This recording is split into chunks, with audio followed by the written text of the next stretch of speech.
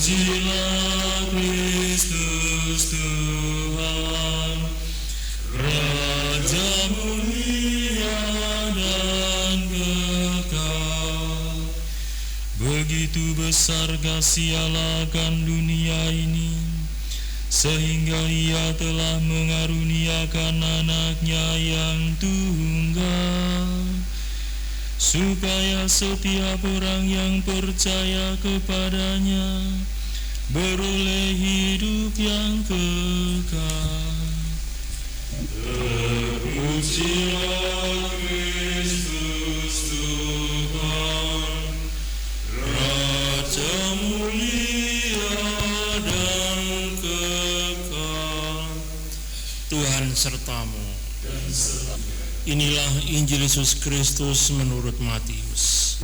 Sekali peristiwa, Yesus berkata kepada imam-imam kepala serta tua-tua bangsa Yahudi, "Dengarkanlah perumpamaan ini. Seorang tuan tanah membuka kebun anggur dan menanam pagar di sekelilingnya. Ia menggali lubang tempat memeras anggur dan mendirikan menara jaga di dalam kebun itu. Kemudian ia menyewakan kebun itu kepada penggarap-penggarap lalu berangkat ke negeri lain. Ketika hampir tiba musim petik, ia menyuruh hamba-hambanya kepada penggarap-penggarap itu untuk menerima hasil yang menjadi bagiannya. Tetapi para penggarap menangkap hamba-hamba itu, yang seorang mereka pukul, yang lain mereka bunuh, dan yang lain lagi mereka lempari dengan batu. Kemudian Tuhan itu menyuruh pula hamba-hamba yang lain, lebih banyak daripada yang semula, tetapi mereka pun diperlakukan sama seperti kawan-kawan mereka. Akhirnya Tuhan itu menyuruh anaknya kepada mereka. Pikirnya, anakku pasti mereka segani.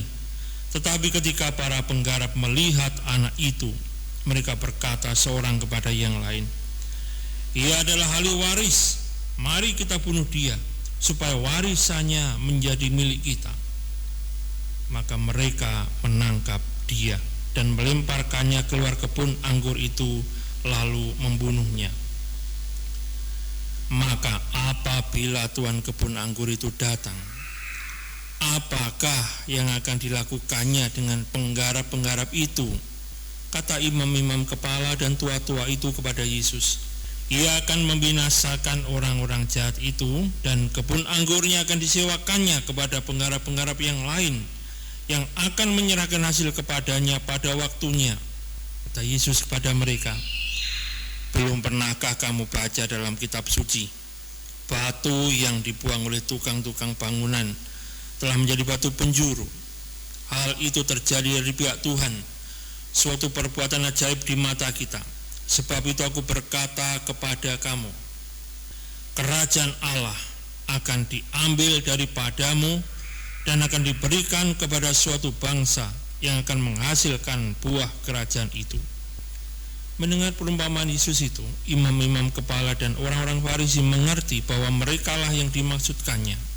Maka mereka berusaha menangkap dia, tetapi mereka takut kepada orang banyak, karena orang banyak itu menganggap Yesus nabi. Demikianlah Injil Tuhan. Terpujilah Kristus.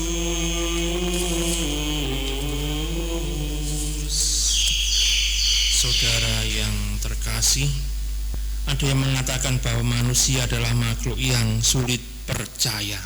Sekali lagi, sulit percaya, sulit diajak ngomong benar. Namun anehnya, justru manusia lebih suka mengonsumsi berita bohong. Mungkin umat sulit percaya kalau saya mengatakan Romo Andi itu pinter masak. Tapi coba kalau saya katakan Romo Andi segera dipindah karena masak nasi goreng sampai gosong. Semua akan memberitakan kemanapun, bahkan dibumbui dengan macam-macam cerita yang lain, sehingga kelihatannya bahwa Romo Andi adalah pribadi yang senang masak sampai gosong.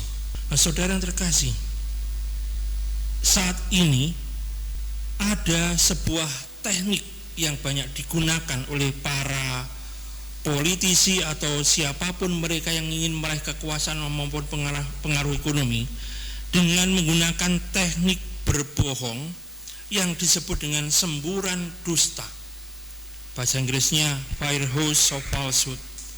Semburan dusta adalah teknik propaganda yang menyiarkan pesan dalam jumlah besar secara cepat, berulang-ulang dan tanpa henti di berbagai media, entah itu portal berita ataupun media sosial, tanpa mempedulikan kebenaran dan kepastian dari berita itu.